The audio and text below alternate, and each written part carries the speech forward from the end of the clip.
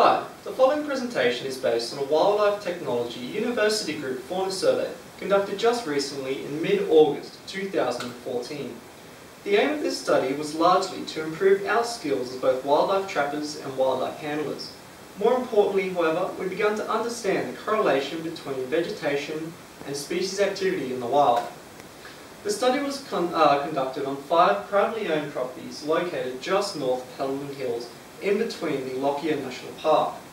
At each study location, 80 Elliott traps, 15 pitfalls, 8 cage traps, and 10 passive soil plots were utilised to assess both small, medium, and large animal activity.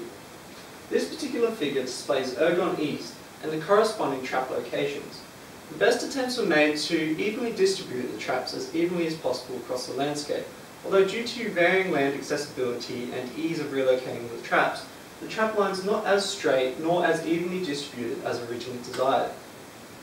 Habitat complexity values ranging between 0 and 4 were used at each trap location to assess the surrounding vegetation cover, according to the following table, from which ANOVA and the use of other graphical models could be used to assess if there was any correlation between habitat complexity values and species captures.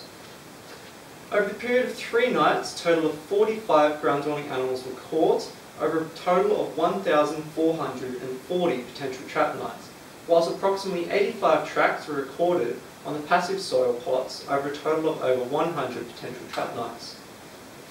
Perhaps the most evident trend found was the correlation between possum capture levels and recent logging and fire activity.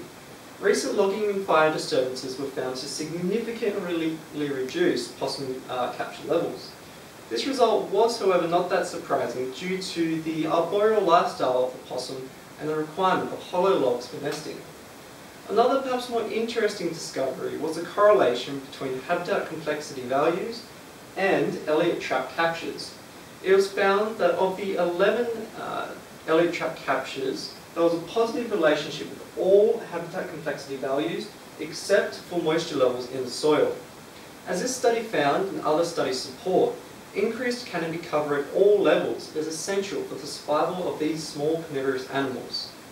Not only does it provide for increased avoidance of predators, but the presence of rocks and roots allows for nesting opportunities, whilst greater litter cover provides better accessibility to ground invertebrates.